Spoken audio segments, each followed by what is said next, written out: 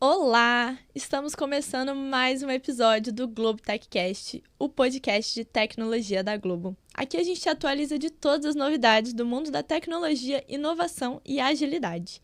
E essa é uma trilha que traz episódios que abordam as questões de gênero e o protagonismo das mulheres na tecnologia. Eu sou a Júlia Pires, atuo como People Ops aqui na área de dados e inteligência artificial da Globo. Sou uma mulher branca, de cabelos castanhos médios, tenho o rosto comprido e fino, as minhas sobrancelhas não são nem muito finas nem muito grossas, eu tenho o nariz afilado, bem comprido também, os meus lábios são finos e eu tenho o queixo bem marcado, bem pontudo. Estou usando uma camisa vermelha com o logo aqui do Globo TechCast e estou no nosso ambiente aqui do estúdio, presencialmente aqui no Rio de Janeiro.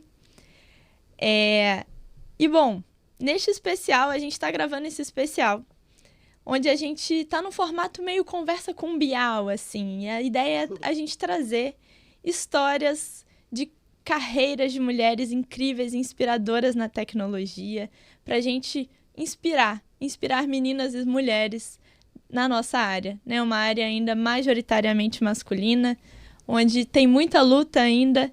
Muitas conquistas já foram feitas, mas ainda muita luta para a gente conquistar, muito espaço para a gente conquistar.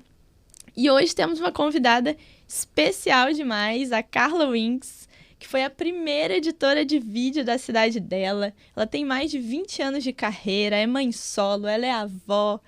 Ela vem lá de São Paulo, mas já passou por um bocado de lugar e hoje fala com a gente diretamente da cidade mais feliz desse Brasil, vamos dizer assim, né, Carla? Lá de Recife, lá do Recife.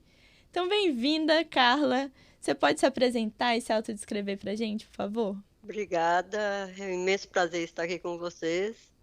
Sou uma mulher branca, tenho 56 anos, cabelo curtinho, preto, com alguns pontinhos assim já grisalhos. Tenho o rosto fino, tenho os olhos verdes, a sobrancelha um pouquinho grossa. Estou usando óculos de grau, tenho um nariz meio pontudinho, lábios finos. E estou usando uma blusa rosa, que é a blusa com a logomarca da Globo e embaixo escrito tecnologia. Estou usando meu crachá e a cordinha desse crachá, da identificação, é uma cordinha com as cores do arco-íris, em homenagem à comunidade LGBTQIA+. É isso. Maravilhoso, Carla.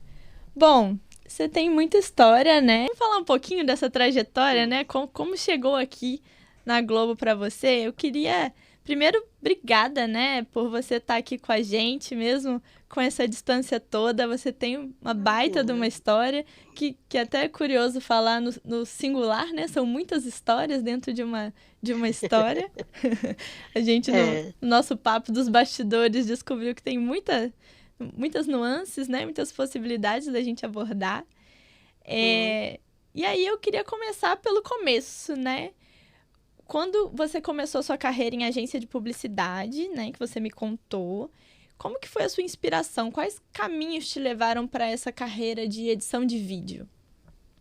Bom, é, na verdade, eu sempre fui uma pessoa muito curiosa, né? Fui aquela criança curiosa que queria saber como funcionava tudo, desde equipamentos, mesmo num tempo que a gente não podia mexer nos equipamentos de casa, por exemplo, mas eu ficava lá querendo saber como é que funcionava o videocassete, como é que funcionava a televisão e tudo. Sempre fui muito curiosa. É, meu início de carreira, vamos dizer assim, dentro dessa área de audiovisual, que começou, na verdade, numa agência de publicidade.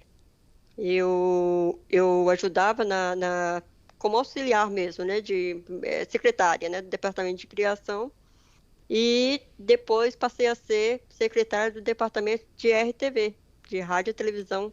Na época era RTVC, Rádio, Televisão e Cinema. E isso fui me meio que puxada aí para essa área, né? Mais tarde, eu fui. como é que eu posso falar? Mais tarde, como a área que eu trabalhava, eu sempre acompanhava as gravações externas e acompanhava a edição, e eu sempre tinha umas ideias mais assim à frente, né? Uhum. O pessoal sempre me chamava, né? Pô, por que que você não trabalha aqui com a gente na parte de edição? Você tem umas ideias legais e tal. E assim eu fui. Apareceu uma oportunidade numa emissora, inclusive afiliada da Globo, no interior de Minas. E assim eu fui. E quando eu fui para lá era para aprender a editar, já em Betacam, porque na época nem era Betacam. Betacam já é, né? Já está lá atrás, assim, mas nem tinha chegado ainda em Betacam, era o Matic ainda. E eu fui para aprender a editar em Betacam e fazer parte lá da equipe de editores. Na verdade, fui a primeira, realmente, a primeira editora mulher da cidade, uma cidade de 400 mil habitantes no interior de Minas, Lá em Montes Claros, né? Montes Claros, Minas. Que legal. E aí o flerte com audiovisual, né? E aí vem essa curiosidade desde muito nova, essa cabeça meio da tecnologia, né? Da curiosidade, da inovação, sempre esteve na sua veia, né? Sempre pensando fora da caixinha, né? Como se diz. Aham. Sempre ousando e sempre correndo atrás. Ah, não é coisa de mulher e tal. Eu tava lá, não quero saber. Quero fazer. E fui correndo atrás. Maravilhosa. E você me contou uma coisa nos bastidores que me marcou muito, que você fez o curso de computação antes do curso de datilografia, né? Que era um curso muito normal, assim, que a maioria das mulheres fazia na época, né? Eu sei porque a minha mãe fez esse curso. É, é. E como que foi isso, assim? Por que essa decisão de, não, eu vou fazer computação? Olha só, isso vai até engraçado porque eu fazia colégio agrícola de manhã e à tarde e à noite apareceu um curso de programação em Basic e COBOL. Eram duas linguagens lá. Aham, 1986 era o ano. E eu resolvi fazer esse curso. Porém, o engraçado desse curso é que não tinha computador, não tinha máquina, gente. A gente fazia programação escrita no caderno. A sim. programação era feita e escrita, né? E a primeira vez que eu fui ver um computador foi numa feira chamada Inforuso, que foi em Belo Horizonte, nesse mesmo ano, 1986, 87. Foi a primeira vez que eu vi um computador, a Uhum. máquina. Ou seja, antes de ver a máquina, eu aprendi a programar a máquina na época. Hoje não Caramba. lembro mais nada, mas foi assim. Eu fui criada naquela coisa de que crescer, mulher, aprender a fazer as coisas de casa, arrumar uma casa, fazer uma comida, né, gostosa, Sim. e crescer, namorar, ter filhos, né, casar, ter filhos e aquela coisa. Cumpriu o Mas eu script. sempre, eu sempre já tinha uma tendência para fugir disso aí, sabe? Eu sinto, Aham. hoje olhando para trás, eu sei que eu sempre tive uma tendência de ousar. Fui uma pessoa ousada. De romper Fui com os a ovelha padrões, negra né? da família, podemos colocar assim, né, pro lado bom. Sim. Que legal, Carla. E aí, quando você olha para essa trajetória toda, né, que passou por agência, por rádio e depois caiu ali, né, na Globo pela afiliada, até tá aqui hoje na Globo Globo, através da Globo Recife, é, qual momento você mais se orgulha, assim, da sua carreira, que você lembra de, cara, foi um orgulho para você, assim, de uma realização? Olha, a realização para mim é estar onde eu estou hoje. Uhum, Que eu acredito que como profissional, pelo menos dentro da área de rádio e TV, né, dentro da área de uhum, emissoras, a Globo ela é o sonho, né? Um sonho que em alguns momentos eu achei que não ia alcançar. E eu vim chegar na Globo muito, muito tarde, entre aspas. Tudo tem a hora certa, mas em relação à idade, eu vim chegar na Globo com 50 anos. já. Sim. Ou seja, com 50 anos, com eu editora desde 97, com, sabe, já muito tempo de carreira e, a- na minha opinião, eu acho que eu demorei a chegar aqui, mas abracei a oportunidade da mesma forma como eu abraçaria lá atrás, sabe? É Uhum. uma coisa que eu sempre vislumbrei. Já tive a oportunidade de trabalhar em outras emissoras, em produtoras, em estúdio de publicidade, né, de cinema, é, Legal. fazendo cinema publicitário, na verdade, nunca tive a oportunidade de fazer conteúdo de cinema, mas fazia cinema publicitário. Uhum. E a Globo era uma coisa que eu via um pouco distante, mas quando eu vim para o Recife, que foi uma cidade que eu escolhi morar, Uhum. vim, apaixonei, todo mundo que vem aqui apaixona, né? Isso é, Sim. é incrível.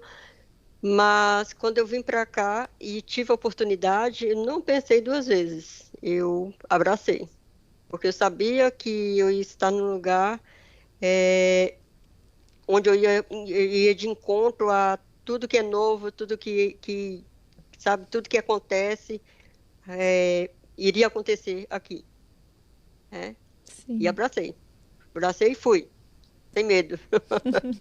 É muito inspirador te ouvir falando isso, né? Que assim, aos 50 anos você abraçou uma oportunidade de carreira que era, né? Que você já vislumbrava lá atrás. Apesar Exatamente. de você trazer que acho que demorei chegar aqui, você chegou e a idade para você não foi um impeditivo, né? De continuar sonhando. A gente percebe talvez um pouco isso, né? Eu costumo falar muito isso também, nas oportunidades que eu tive de dar aula, dei aula de edição. Uma das coisas que eu sempre falei com alunos, e falo em geral, é essa questão de idade, né? É, dentro da nossa área de tecnologia, a gente sempre tem aquela visão de que vão pegar só, vão contratar somente as pessoas novas que estão chegando agora, que têm, né, que tem Sim. um- uma visão já, como é que eu posso falar? Essa geração que já nasce antenada e tudo, apesar que eu me sinto assim um pouco acima do meu tempo, eu sempre fui Aham. para frente do meu tempo, porque na minha família, por exemplo, todo problema que tinha, o pessoal ligava para mim e porque eu já era muito assim, muito computador, muito antenada em tecnologia e tudo. E mais uma coisa que eu sempre falava com meus alunos era a questão de idade. Gente, não desistam porque vocês acham que estão velhos demais para aquilo. Uhum. E, inclusive, eu acredito que nossa área, essa área de tecnologia e esse mercado audiovisual, ele abraça bem quem tem mais experiência, sabe? Tanto, Aham. é uma coisa muito engraçada, porque tanto abraça quem está chegando, quanto abraça quem já tem uma experiência. É muito engraçado que você não é aposentado, sabe? Não é descartado como em outras áreas que eu vejo, sabe, que dá uma certa idade, já não consegue mais emprego, já não consegue mais estar no mercado. Claro que, para eu estar hoje aqui, eu fui uma pessoa que eu nunca parei de aprender, de querer saber mais, sabe? Nunca tive medo do novo, sabe? Uhum. Das tecnologias que estavam chegando. Eu ouvia muitas pessoas e muitos editores da minha idade falando: Nossa, agora acabou com a nossa profissão, agora qualquer um vai editar. Eu Aham. nunca consegui ver dessa maneira, sabe? Porque eu consigo ver além da coisa tecnológica. É, qualquer pessoa pode editar, mas o toque, ele é muito pessoal, Sim. né? Ele é muito pessoal, então não é bem assim. Então, idade é um limite que a gente mesmo acaba se colocando. Não pense vocês que eu não tive medo também, quando com 50 eu fui chamada para fazer um teste na Globo Uhum. e concorrendo com jovens, com pessoas que estão chegando agora e tudo, entendeu? Foi um desafio que eu quebrei também algumas coisas, né, para estar Barreiras aqui. internas, né? Isso, exatamente. Que incrível. E aí, é isso, mostra que aos 50 a gente também pode ter medo, a gente também pode Ah, se arriscar, né? é, a minha carreira na Globo começou aos 50. Eu sempre dou muito isso de exemplo, sabe? Sim, De onde você quer chegar. Nunca é tarde para chegar onde você quer chegar, né? O perfeito. negócio é correr atrás e aprender. Nunca parar de aprender, né? É isso. Ai, uma baita mensagem, Carla. E tem os desafios todos, né? Tem toda essa garra de continuar permanecendo, persistindo, sendo curiosa, aprendendo. E se hoje a gente está aqui, né, com uma trilha de podcast que fala sobre especificamente o recorte de gênero na tecnologia, não é à toa, né? Os desafios ainda estão aí. E na sua época isso era ainda maior, né? Você já pontuou Era aqui maior. que foi a primeira mulher em Muitos Claros como editora de vídeo. Vamos falar um pouquinho, Carla, destes Vamos, desafios, assim, que foram muitos, né? vamos. Vamos selecionar alguns. Você comentou comigo que nessa trajetória teve só líderes homens, né? Na sua trajetória. Sim. E que foi a primeira mulher, né? Como é que foi isso pra você lá no início, assim, de... Como foi persistir nesse caminho, mesmo dentro desse lugar tão, é, é, tão masculino, né? E tão repressor? Sim. É, por ser a primeira mulher na minha cidade, e não só na minha cidade, tipo, eu fui a primeira mulher editora, é, e em Minas eu sabia que não era todo lugar que o pessoal encontrava uma mulher com a minha profissão, editora. Então, sei que eu fui a primeira da minha cidade e talvez uma das primeiras de Minas, que é um estado tão grande, né? Sim. É, dentro disso, eu já passei por muitos questionamentos, né? Quando se é mulher, dentro de uma área, majoritariamente, na época era, muito mais que hoje, masculina, sempre levanta aquela suspeita, né? Será que sabe? Será que realmente sabe fazer?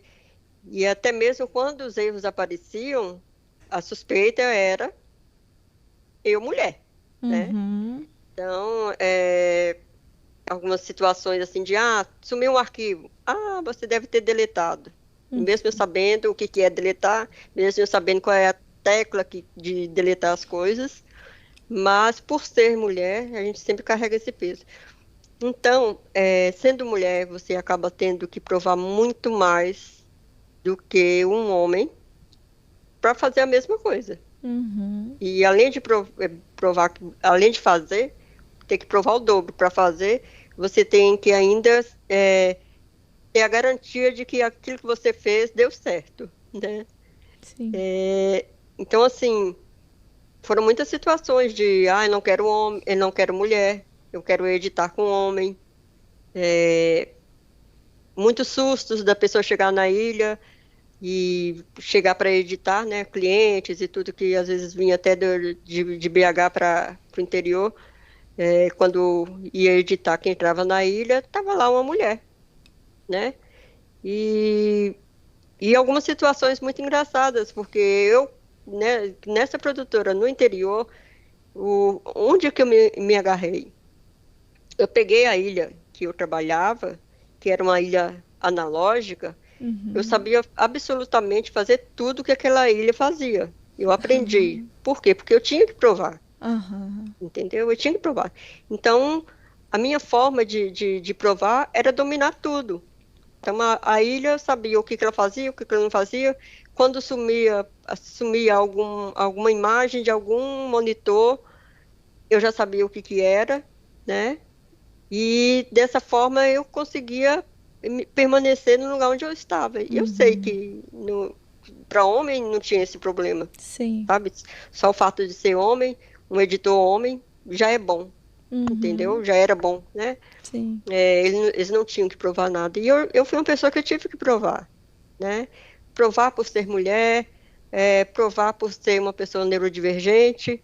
Eu sou uma adulta autista, tenho TDAH, mesmo que diagnosticada agora sempre tive, então eu sempre tive minhas dificuldades, minhas limitações. Sim. E eu tinha que provar e até hoje eu provo. Todo dia eu provo um pouquinho, entendeu? Da minha capacidade, né? De que eu sei fazer mesmo. Acho que é bem por aí. A gente, quanto mulher, não adianta a gente apenas ser criativa e ganhar prêmios e tudo. Você tem que provar ali todo dia, você tem que provar. Mesmo você sendo premiada, você tem que provar. Todo dia você tem que provar em algum momento, em alguma situação, de que você é capaz de merecer estar onde você está. Ai, é muito triste, né? A gente vê que até hoje isso se arrasta, né? Essa necessidade da gente ter que se provar o dobro, o triplo no espaço que a gente ocupa para provar que a gente pode ocupar aquele espaço, né? Eu ia mais ou menos resumir aqui, Carla. Você trouxe então que uma das estratégias que você adotou foi dominar assuntos que você não necessariamente precisaria dominar para conseguir garantir também que não ia ser ali acusada por erros que nem tem como ter sido você, né? E provar que, olha, eu sei tanto que eu faço, que eu sei mais do que eu preciso para estar aqui, né? Então eu entendo que quando você está ali numa ilha, você não precisa saber todos os detalhes que talvez você buscou aprender. Não sei se eu entendi errado, mas entendi que foi uma estratégia que você adotou para permanecer mesmo, né? Exatamente. Eu não tinha necessidade de dominar na época, né? Voltando lá atrás. Não tinha necessidade de saber desmontar e montar uma ilha. E a ilha de lá eu sabia desmontar e sabia montar. Sabia quando estava montada errada e sabia quando estava montada certa. Então, eu não percebi isso na época. Hoje que eu percebo que foi a minha maneira de me firmar onde eu estava, de ser, tipo, eu estou aqui, eu mereço estar aqui, e porque eu domino o que eu estou fazendo, eu sei o que eu estou fazendo. E até hoje, tudo que eu faço, tudo que eu pego para fazer, e inclusive dentro da nossa área, eu gosto de saber como funciona. Talvez isso seja uma coisa lá de trás também, né? Sim. Eu gosto de saber quando eu chamo alguém do suporte e tal, pode saber que é porque eu já tentei fazer várias coisas ali que não funcionaram. Então, eu não, eu vejo aqui falando, você acabou me despertando uma coisa, que é isso, talvez seja por isso, é uma coisa que eu trouxe lá de trás. Eu gosto de saber o que eu estou fazendo para ter domínio, para ter a minha defesa também. Entendeu? Quando falar, você deletou? Não, não deletei por isso, isso e isso, porque assim funciona, assim, assim, assim. Então, é impossível ter deletado. É uma questão de defesa, eu acredito. Sim. Né? E em algum grau até inconsciente, né? Como... Acabei de perceber. Eu acho que, no geral, a gente tende a adotar muitas estratégias inconscientes no nosso dia para seguir adiante, né? Para a gente não desistir perante tantas barreiras que ainda nos são colocadas nos espaços que a gente ocupa, né? Ou que a gente está pleiteando ocupar. E aí, Exatamente. Carla, eu acho que seria muito legal a gente trazer também o recorte seu como mãe, né? Você compartilhou algumas vivências muito legais que eu acho que podem ser muito ricas para quem está nos ouvindo, né? O objetivo dessa série é muito inspirar. E esse recorte da maternidade, ele é um recorte, quando a gente cruza com carreira, ainda é um enorme desafio, né? A gente vê muitos debates das mulheres se perguntando sobre um ou outro, será que eu tenho que trilhar um caminho? Será que eu tenho que escolher entre a maternidade e a carreira? Né? E você, como mãe solo, né? Como foi Como foi conciliar tudo isso para você? Olha, eu sou uma pessoa que eu trabalhei na ilha até com a barriga grandona, para não só editava também, mas também fazia umas coisinhas ali no estúdio. Eu sempre. a- é, as meninas só não nasceram dentro da produtora, mas as minhas gravidezes, as duas gravidezes que eu tive, é, foram barriga na produtora. Trabalhava até mais tarde, virava à noite trabalhando, e como era comum, né? A gente virar à noite ali produzindo, editando e tal. E as meninas nasceram, ambas, a diferença de idade delas é de 4 anos, né? A mais velha está Uhum, com 26, a mais nova está com 22. É, e o que que eu fazia? Para eu não ficar tão ausente, eu tinha a liberdade de pegar as minhas filhas e levar para a produtora. Morava uhum, perto, né? Então eu levava elas quando tinha alguma edição, mas assim, levava, elas sentavam ali no estúdio, eu colocava uns papéis, inclusive eu tenho até guardado, hoje eu ainda tenho guardado rascunhos delas da época da produtora, com um papelzinho da produtora aham, no verso, sabe? Desenho, mamãe, eu te amo, mamãe, não sei o quê. Porque era a maneira de eu também exercer um pouquinho da maternidade dentro de uma profissão que me absorvia muito, né? uhum, Para dar conta de ser mãe, sim, trabalhar, ser editora, não sei o quê. Então, assim, já tive várias situações de levar. Eu tenho uma imagem da minha filha, eu tenho imagem eu amamentando uhum, na ilha, eu tenho imagem da Babi, que é a mais nova, com uns 5 meses, engatinhando em cima da bancada da ilha, com equipamentos no fundo, percebe-se que é uhum, um ambiente de trabalho. E assim elas foram crescendo e isso não mudou. Eu já fiz eventos, já trabalhei em uma produtora de eventos, e na época eu levava as meninas. Já trabalhei com as meninas debaixo da mesa de corte, um grande evento, e as meninas dormindo debaixo da mesa de som, né? Na mesa.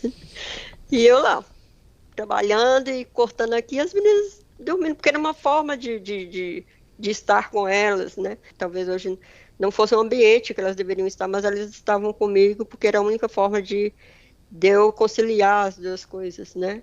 Mas eu sou uma pessoa que eu tive suporte da minha mãe enquanto eu estava no interior. Quando eu fui embora para BH, aí foi barra porque eu fui sozinha mesmo, né? Então tinha uhum, que ir aquela correria de corre aqui, faz uma coisa ali, corre, deixa na creche, volta correndo, volta à noite, pega a criança e tudo. E eu digo assim, o homem quando ele é pai, ele usufrui de forma diferente. Que a mãe tá uhum, ali junto, o pai é pai, ele trabalha, volta para casa, tudo certo, né? E a mãe não, a mãe tem que se desdobrar, né? Amamentava na produtora, ou, ou sair da produtora no meu horário de lanche, corria lá em casa, como era pertinho da produtora. Corria lá uhum, em casa e amamentava, ou tirava o leite e deixava. Eu tenho toda essa experiência, né, e era um corre na época, mas hoje eu olho para trás e falo, olha, Carla, você fez um ótimo trabalho, viu? Porque não aceito essa coisa de falar mãe guerreira. Não, eu fui realmente sobrecarregada, uma mãe sobrecarregada. E lutei muito. Uma mãe que luta, talvez, mas uma mãe guerreira. Nesse sentido que o pessoal fala, sabe? Eu acho, sim, me incomoda um pouco. romantizado, né? Me incomoda um pouco, porque na verdade era para eu ter tido um apoio, né? Um apoio que eu não tive. Então eu tinha que me virar, né? Sim, Um suporte que eu não tive. Eu vim ter. é, Já tive experiência de suporte nesse sentido, mas de permissão para as meninas estarem onde eu estava, isso. né? O chefe deixava, quando tinha alguma coisa, o chefe deixava levar, umas coisas assim. Mas por que que eu tinha que levar? Porque não tinha suporte Sim, para deixar, né? Em casa. sim. Foi assim. Te ouvindo falar, né, sobre esse chefe da época, né, esse seu gestor, e esses caminhos que ele abriu para você, né, que ele realmente bancou e te abriu essas portas e te deu a oportunidade de estar ali, mesmo com as suas filhas, mesmo com todo esse desafio, a gente trazer a importância dos homens, né, nessa pauta aqui, que hoje majoritariamente ocupam os espaços, né, e da importância de serem homens conscientes que estão ali, que podem, né, usar do espaço que ocupam para criar as oportunidades que a gente não teve, né, de ocupar tais espaços, mesmo a gente tendo todos esses outros contratempos que eles não precisam lidar com, né. Então, ouvindo isso, né, em algo que aconteceu há 26 anos atrás, interessante pensar nisso, trazendo a perspectiva para os tempos de hoje também, né, que os homens seguem majoritariamente nos cargos de liderança, e hoje com a pauta um pouco mais difundida, né, da gente trazendo isso mais à tona, as empresas investindo um pouco mais em diversidade, e da importância desses homens que estão lá hoje ocupando, efetivamente criar essas oportunidades com intencionalidade para que a gente conquiste a equidade que a gente segue lutando, né? Carla, me veio... Porque é importante, né? Trazer as mulheres aqui para inspirar, mas sempre que puder, a gente cutucar os homens. Os homens que acertam. Os homens que acertam precisam... A gente precisa falar sobre eles também. Ele foi um cara... Ele é, né? Ele não partiu ainda. Até hoje ele é um cara... Ele pensa à frente. Uhum. Ele já tinha esse pensamento já pensava também fora da caixinha, vamos colocar assim. Se eu não tivesse achado pessoas que me abraçassem do jeito que eu estava, com o que eu podia oferecer, eu não ia seguir. Sim. Não ia conseguir forçar para seguir, né? Vamos colocar assim. Sim. Carla, muitíssimo obrigada. Aberto as portas da sua história, da sua vida, para inspirar outras mulheres e meninas, né, que estão aí talvez em dúvida se vem ou não para a tecnologia, ou para as mulheres que estão pensando em mudar de carreira para uma área, né? A tecnologia está tão visada hoje. Então, você aqui representa muita gente, né? Serve como uma referência para muita gente. Então, muitíssimo obrigada por esse papo super rico. Foi um grande prazer ter você aqui com a gente. Olha, eu que agradeço a oportunidade de poder compartilhar um pouquinho. É como eu falo, eu não saio daqui sem aprender um tanto de coisa, né? Ao falar de mim, das minhas experiências, eu também aprendo. Eu começo a revisitar. Uhum. E é isso. Não desistam, entendeu? As meninas aí as pessoas, as mulheres, mulheres que estão assistindo a gente agora, não desistir, persistir, não desistir nunca, que mesmo que digam que isso não é pra gente, que isso, sabe, essas coisas que tentam plantar na nossa cabeça, esqueçam, sigam o que vocês querem e abracem o que vocês querem, amam o que vocês fazem, né? É muito importante a gente amar, fazer as coisas que a gente ama. E seja mãe, entendeu? Seja mãe, seja mulher, seja tecnológica, sim, porque a gente está aqui, a gente veio para ficar. Estamos engatinhando. Eu sei que a gente ainda está engatinhando, olhando para trás. A gente estava se arrastando aí. E agora a gente está engateando e um dia a gente vai caminhar de igual para igual. É isso. É isso, maravilhosa. Nada como fechar com essa mensagem incrível. E você que tá aí, espero que tenha curtido o nosso episódio. Essa série segue com mais alguns episódios. É uma série curtinha, uma série especial. E acompanhe os outros episódios do Globo Techcast no seu canal favorito de áudio ou pelo YouTube e deixe seu feedback, seus comentários aqui embaixo. Um abraço, até o próximo episódio.